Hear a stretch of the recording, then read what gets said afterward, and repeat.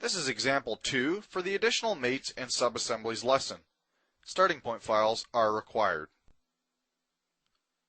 To begin exercise 2, we again need to start a new blank assembly file. So select New and select inch 3 decimal place assembly and select OK. We can now select Browse to insert our component, and we can start by inserting our base component by selecting Open and OK. I'm going to continue to browse and insert my remaining components. I need my starting point file 2.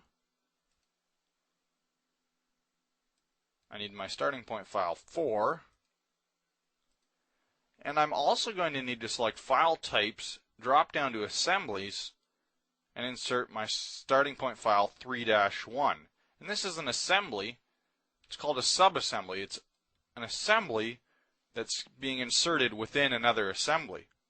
So we'll be looking at the different conditions that the sub-assembly can be within this assembly. Let's start by adding our mates. So I'll select Q and mate the cylindrical face of this arm to the corresponding hole in the base.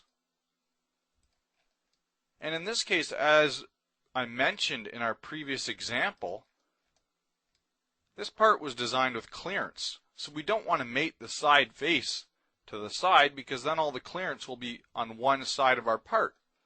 What we're going to do is select the front plane, and you'll see that I created that part with a mid-plane extrude so that front plane properly slices through the middle of our part.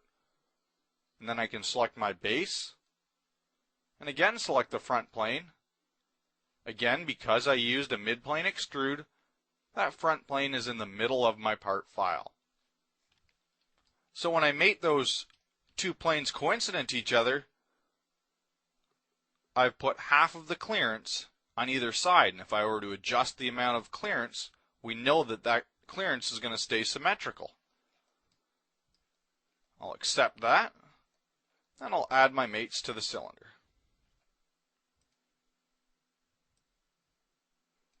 Let's verify that the holes are facing up and the cylinder is facing in the right direction. So I'm going to have to flip this mate so my cylinder faces in the right direction and the holes face up. Again, I'm going to find the cylinder. This time I'm looking for the cylinder subassembly. Select the correct plane.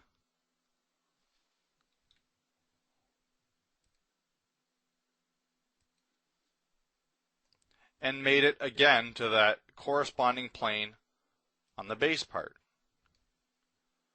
So now, again, we've normalized that clearance so that it's equal on both sides. I can select Accept, and then I'll mate my cylindrical piece into the hole here, and the hole with the corresponding portion of my cylinder. I have to move this up. And the last mate we're going to do is have the end of our cylinder shaft mated tangent with that rod that runs through the arm. This would be a threaded cylinder end, and there should actually be a lock nut on the end. Well, let's just select OK.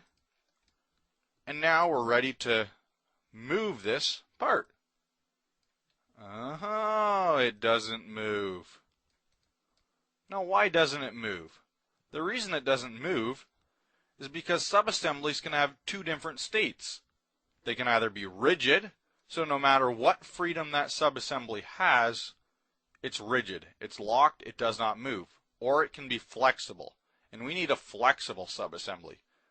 So select the sub-assembly on your feature tree, select Component Properties, and then select Solve as Flexible, and select OK. And now our assembly moves. You can see that it moves within a given travel because when I created this assembly, I created limit distance mates within the travel of the cylinder to correctly define the travel of that cylinder. You'll also notice that on the feature tree,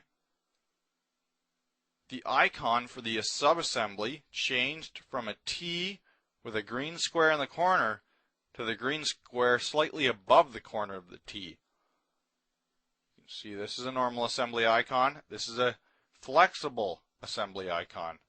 And this is to show us that that assembly can move within our assembly. Now that concludes this example, and I hope it was a help.